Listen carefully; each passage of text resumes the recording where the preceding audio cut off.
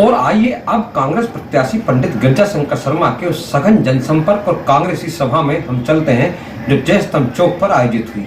यहाँ कांग्रेस प्रत्याशी ने भाजपा प्रत्याशी और अपने भाई के खिलाफ कुछ न बोलते हुए निर्दलीय प्रत्याशी पर जुबानी प्रहार किया। चुनाव प्रचार की अंतिम बेला में कांग्रेस पार्टी ने भी अपनी हैसियत और अपना शक्ति प्रदर्शन प्रतिपादित किया नगर इटारसी के बाजार क्षेत्र में। आज भाई दूज के अवसर पर जो कि चुनावी प्रचार प्रसार का भी अंतिम दिन था, सुबह 11 बजे ही सारे नगर के कांग्रेस जन पहली लाइन स्थित नगर कांग्रेस कार्यालय और चुनाव कार्यालय के पास एकत्रित हुए और यहां से करीब 12 बजे कांग्रेस का एक बड़ा जनसंपर्क जुलूस प्रारंभ हुआ, जो कि जिला कांग्रेस अध्यक्ष शिवाकांत गुड्डन पांडे और नगर कांग्रेस अध्यक्ष मयूर जायसवाल के नेतृत्व में प्रारंभ हुआ है। और इसमें आकर्षण रहे इटारसी होशंगाबाद से कांग्रेस के प्रत्याशी पंडित गिरजा शंकर शर्मा, जिन्होंने असंख्य कार्यकर्ताओं के साथ लाइन एरिया, सराफा बाजार, श्री द्वारकाधीश मंदिर, पुराना फल बाजार, तालाब मोहल्ला, जय स्तंभ चौक सहित पूरे बाजार में लगभग 2.5 घंटे तक भ्रमण किया। इसके बाद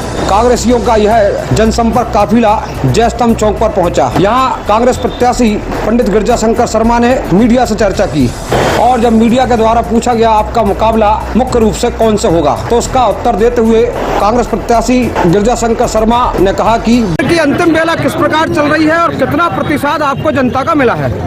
सारा प्रचार हमारे कांग्रेसी नेता और मित्र कर रहे हैं और जनता का भरपूर समर्थन मिल रहा है। हम मुद्दों पर लड़ रहे हैं, दूसरे लोग सिर्फ बातों और झूठी बातों पर लड़ रहे हैं। एक बार इसका जवाब दे चुका हूँ, मैं अपनी पार्टी के लिए लड़ रहा हूँ, वो अपनी पार्टी के लिए लड़ रहे हैं। अब इसमें भाई कहीं नहीं रह जाते। चुनौती किसे मानते हैं आप, बीजेपी को मानते हैं या जो इस समय आम जनता के उम्मीदवार है भगवती, उसे चुनौती मानते हैं? वो आम जनता का उम्मीदवार कैसे हो गया? बता रहे जो जैसा लोग कहते हैं, माफियाओं का उम्मीदवार है जी। कुछ ऐसे लोगों का उम्मीदवार है जो बाह मरोड़ के पैसे वसूली करते हैं। आज आप कहोगे तो मंच से बता दूंगा जी। जो भाषण दे रहे हैं वो भी घोषित या तो अपराधी हैं और या आर्थिक अपराधी हैं। उनकी बात मत करो जी। जनता पे थोप रहे हैं, सिर्फ एक अखबार थोप रहा है उनको जनता पे, बाकी कोई नहीं थोप रहा है। चार प्रचारक उन स्थानों पर भेजे जाते हैं जहाँ कांग्रेस की स्थिति कमजोर हो। बहुत बढ़िया। हमारे साथियों ने कहा है जरूरत नहीं है, तो हम लोग ठाठ से प्रचार कर रहे हैं, जनता का समर्थन मिल रहा है। हमने पहले दिन ली थी, अभी फिर एक नुक्कड़ सभा संबोधित कर रहे हैं, एक शुरू में एक बाद में। जनता कुछ भूल गई हो तो फिर याद दिला देते हैं। पंडित जी, फिर एक बार चुनौती कौन से आपकी, बीजेपी से है चुनौती इस समय या नहीं है? बीजेपी से ही है, दूसरे है कहाँ जाति का आधार है और मैंने कहा कुछ माफियाओं का आधार है। पता कर लो आप, बारीकी से पत्रकार हो। सरकार प्रदेश में बन रही है आपकी?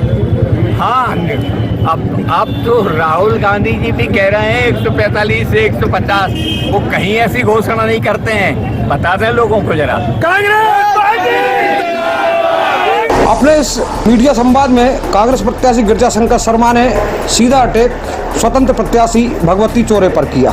इसके पश्चात खुले एक वाहन पर ऊपर खड़े होकर और फिर वहां पर भी कांग्रेस प्रत्याशी का भाषण होना था, लेकिन उससे पूर्व शहर के वरिष्ठ कांग्रेस नेता पूर्व मंत्री विजय दुबे काकू भाई का भाषण हुआ, जिसमें उन्होंने कहा कि वर्तमान में यहाँ से जो भाजपा प्रत्याशी है उन्होंने लंबे अरसे तक विधायकी की है, लेकिन क्षेत्र में विकास दिखाई नहीं देता है और गुंडागर्दी को बढ़ावा दिया जा रहा है। ये चुनाव प्रदेश में खुशहाली लाने का चुनाव है। ये चुनाव लगातार विकास को आगे ले जाने का चुनाव है। विगत 30 वर्षों से एक ही व्यक्ति यहाँ से चुनाव आपने जिताकर भेजा है, लेकिन उनने आपके उस मान सम्मान का कोई ध्यान नहीं रखा।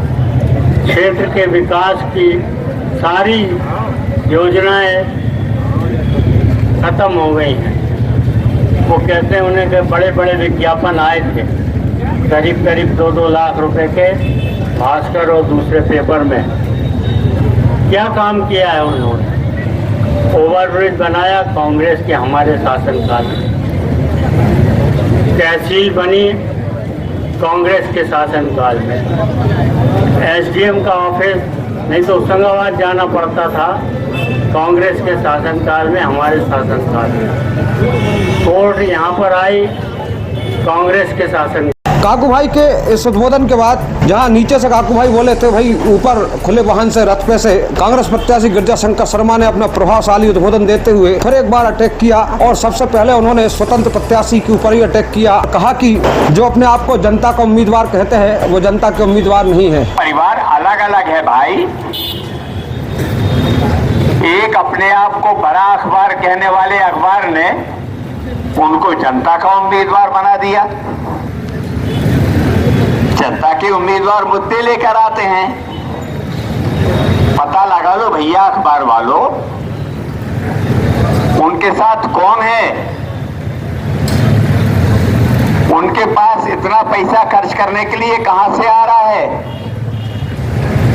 सिर्फ जमीन ही बेची है या कुछ भूमाफिया, कुछ बाम मरोड़ कर वसूल करने वाले लोग, कुछ नगर पालिका का सरकारी पैसा खा जाने वाले लोग उनके साथ हैं। बेशर्मी इतनी कि वो मंच से भाषण दे रहे हैं। बंधुओं, राजनीति का स्तर गिरा दिया है। ये भारतीय जनता पार्टी से ही निकल के आए हैं, इसलिए किसी चीज का परहेज नहीं है। ऊपर से यहां घोषणा करके जाते हैं कि गुंडागर्दी खत्म कर दूंगा। भाजपा वाले डराते हैं कि गुंडागर्दी चालू हो जाएगी। 20 साल की सरकार में कुल इतनी उपलब्धियां गिना रहे हैं। डरा कौन से रहे हैं? हमसे। भाई आपके बीच में कभी विधायक नहीं रहे क्या यार? यहाँ गुंडे तो गुंडे, गुंडों को संरक्षण देने वालों की खैर नहीं रही।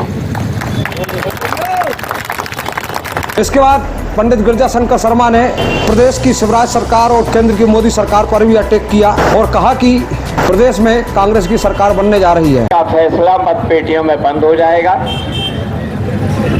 और हम ये आखिरी बार आपको चेताने आए हैं कि इनके 19 साल का रिकॉर्ड देख लो।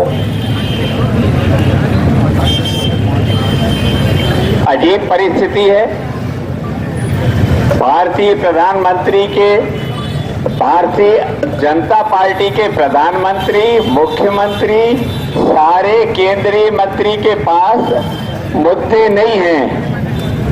एक गाना है परिवारवाद परिवारवाद परिवारवाद परिवारवाद, माला पकड़ा दो चप्पलें ये पूरी 108 की।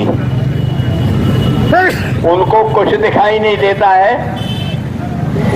सोनिया जी की सादगी दिखाई नहीं देती है। राहुल जी का जनता के बीच में कन्याकुमारी से श्रीनगर जाने तक का संघर्ष और जनता से कनेक्ट दिखाई नहीं देता है। जब वो पैदल चले थे तो पूरे देश के नौजवान कहीं से भी उनके यहाँ गए थे। कोई जिला बाकी नहीं था जहाँ के नौजवान उनके साथ नहीं गए हो पैदल यात्रा में। इस प्रकार इस अंतिम दिवस में कांग्रेस ने इस जनसंपर्क जुलूस के माध्यम से अपनी भी शक्ति का प्रदर्शन किया। Bureau report Itarsi.